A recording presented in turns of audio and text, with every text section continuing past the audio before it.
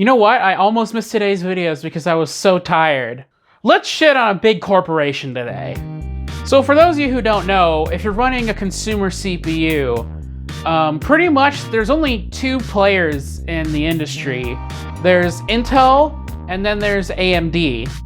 For the past decade or so, Intel has pretty much exclusively dominated the CPU space.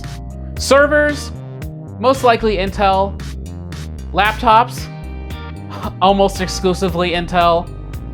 And the best-selling consumer CPUs for desktop was pretty much always Intel.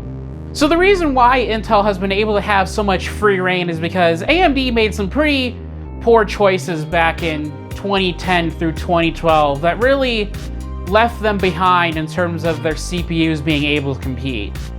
Now, AMD has recently made a resurgence with stuff like Ryzen and EPYC and Threadripper chips and stuff like that. Yeah, the server CPUs are literally called EPYC, spelled with a Y. So for years prior to AMD's resurgence, Intel got kinda lazy. And by kinda, I mean totally lazy. Intel had no reason to innovate because they had really no competition.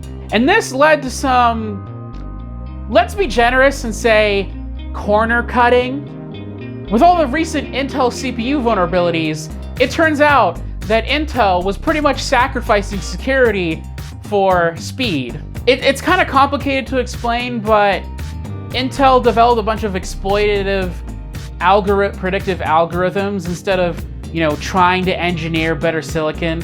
And while for consumers, the vulnerabilities are startling, but ultimately a meh in terms of the effect on their day-to-day life.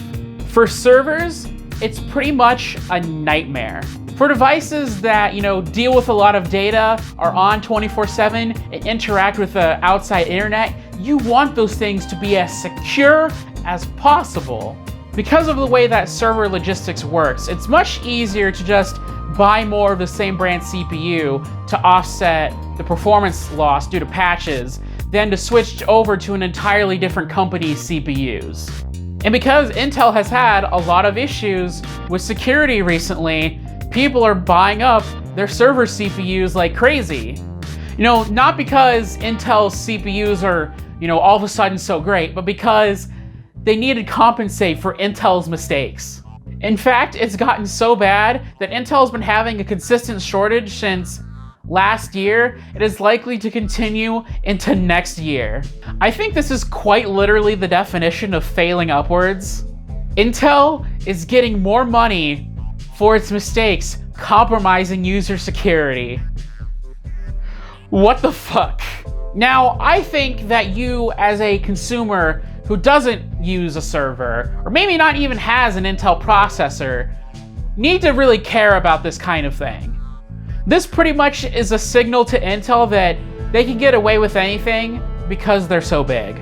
If it wasn't for AMD making server CPUs that were kicking Intel's ass really hard, everyone would just have to suck it up and deal with Intel's bullshit.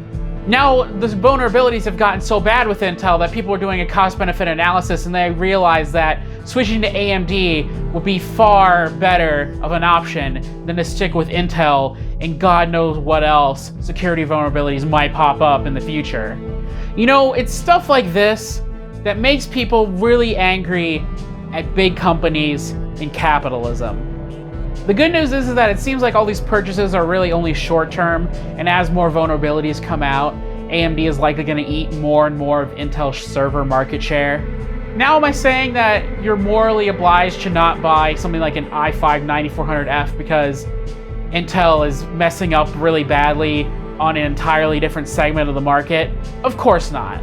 But I will say that servers are really, the bleeding edge and really push CPU technology and innovation. So if Intel, where they need to be the most cutting edge for the demands of its clients, isn't doing so, what does that say about its lower priority markets?